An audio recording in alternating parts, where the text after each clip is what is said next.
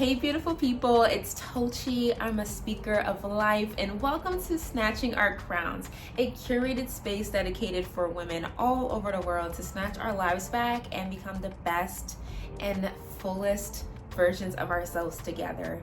And in today's video, I wanted to just talk about the way we are utilizing these final weeks of 2024. As we talked about in previous videos about this winter glow up guide of applying personal habits this month to help prepare us and build momentum for the new year, that is great and that is very important if that is something that you have the capacity to do. And when I say that, I mean that there's another side to the coin of wrapping up this year, and that is burnout. Okay, let's talk about it. Especially as women, we are out here moving and shaking, doing whatever it is that we needed to do this year to push ourselves forward, advance in our lives. And with that being said, we can put so much of ourselves and really push ourselves, even maybe beyond our limits in ways where that's great, but we also need to make sure we're taking care of ourselves and sustaining our vessels, sustaining our bodies, sustaining our minds. And one way we can practically do that is resting. And not even just to mention the burnout piece to it, this year could have been one of the hardest years of your life. And I'm talking to that person that can really resonate with that. Maybe even these past few months or these past few weeks, you dealt with whether it's a health scare at the doctor's office or you lost a dearly loved family member or friend. During these times, we may find ourselves grieving, may find ourselves feeling very weighed down or burdened.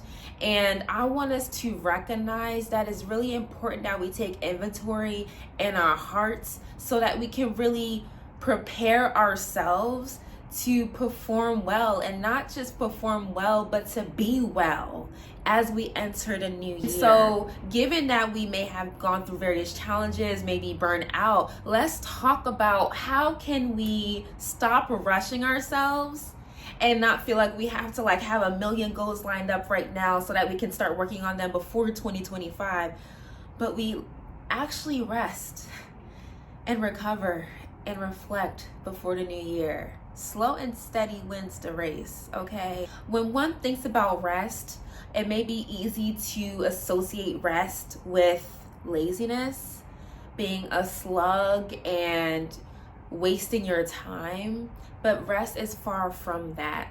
And there are benefits to resting, right? Mental and emotional rest can lead to clarity, can lead to a growth and renewed strength that your future self needs in the next year. You know, it's so funny. As I've been navigating my personal winter glow up guide that I was sharing with you guys and hearing what yours are, which is super exciting, I found there's a certain period of time during this final month where I didn't necessarily feel unmotivated, but it was like, am I burnt out? Am I just feeling the weight of various things I was going through? Like, what is it that is making my drive drop, my morale low?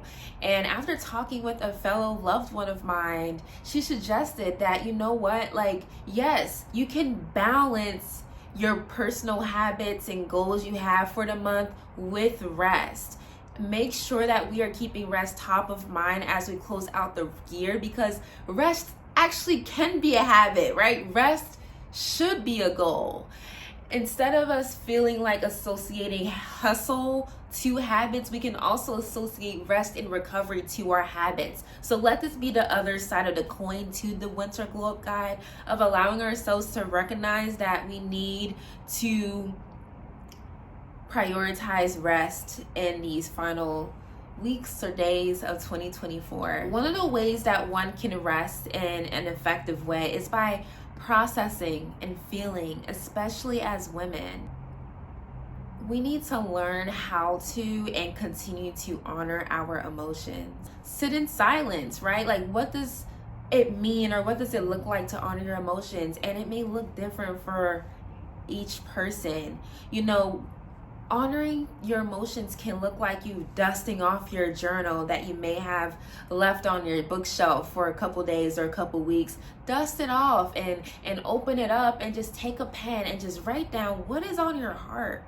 What is burdening you? What is grieving you? What is weighing you down? And just freely write.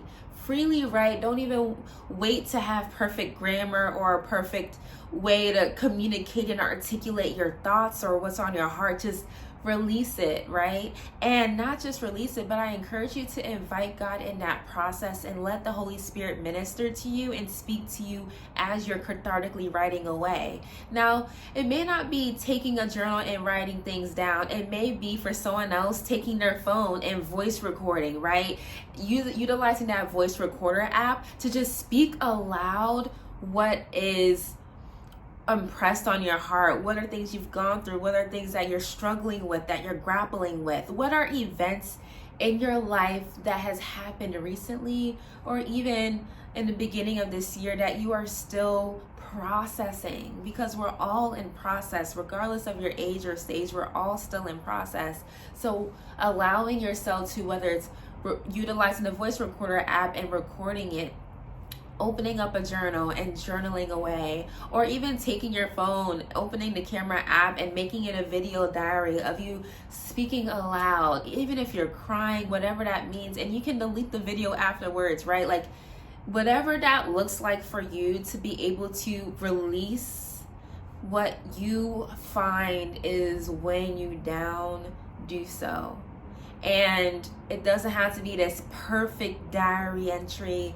Just allow yourself to be vulnerable, to be raw, to be honest, and to be free. Let these cathartic moments ease your anxieties, your fears.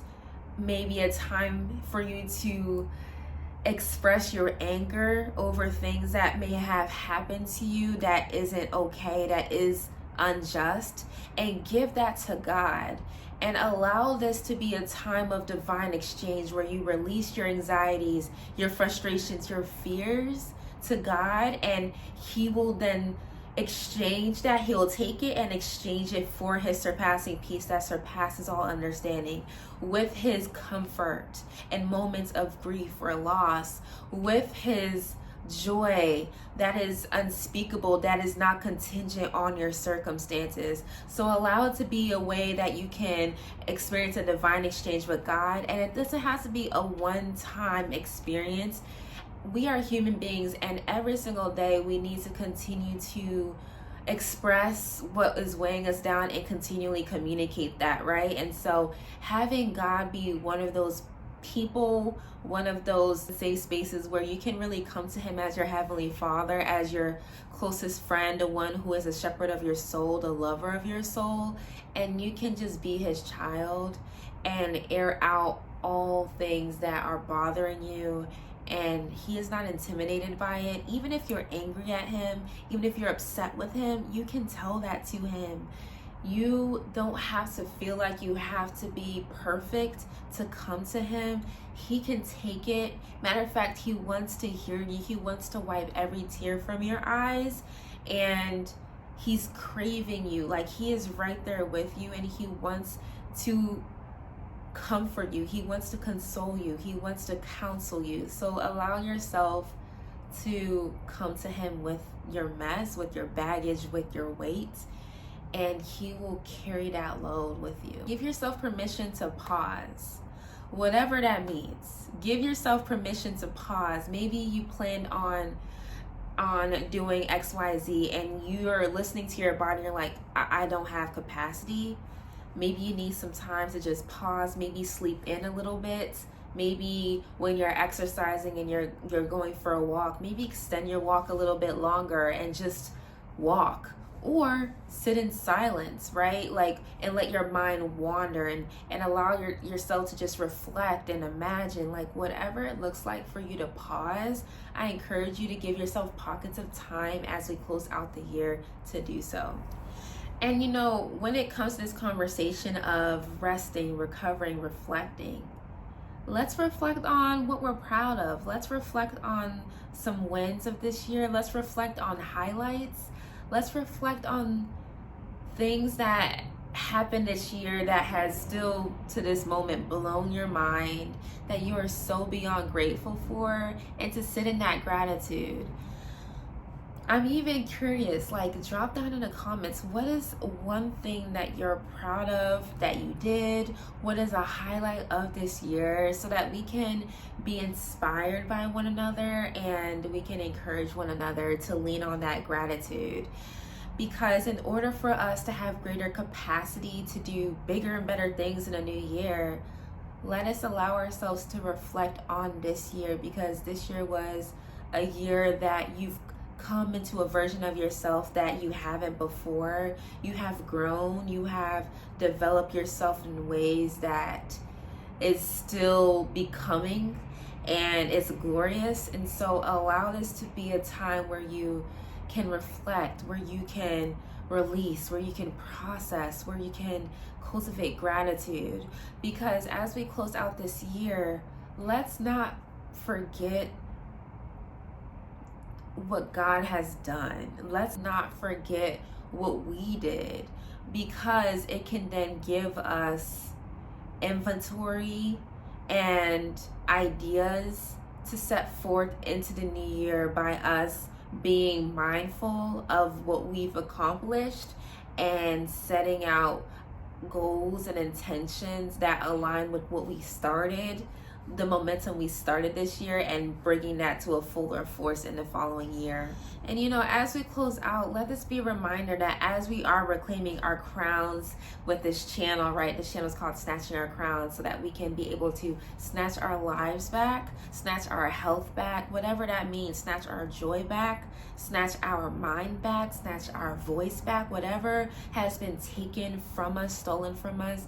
This is a women empowerment community where we are snatching it back one step at a time. And given that it's one step at a time, recognize that it's not a destination that we're seeking and pursuing. It's a journey. It's a lifelong, ongoing, continuous journey that we're doing together. And that may involve resting, recovering, reflecting. So I encourage you to prioritize that as we close out the year.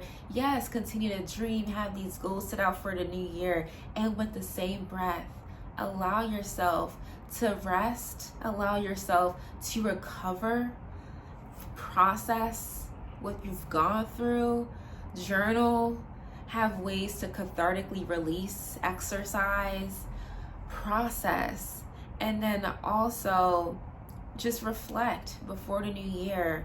What are you proud of that happened? What are things that did disappoint you, so that you can release that, and so that you can process that, so you're not bringing that with you into the new year. So I hope that this video was helpful to you. I'm really excited to carry into this new year with you all as we continue to snatch our lives back together. I hope that you have any takeaways, and if there's one that you have, drop it in the comments. And like I said, share something that you're proud of that you did this year, or a highlight of this year that has truly blessed you, because I would love to hear it and I would love to engage with you in the comments. Make sure you're following us on our Instagram page as well, Snatching Our Crowns, and I'll see you beautiful people in our next video. Bye.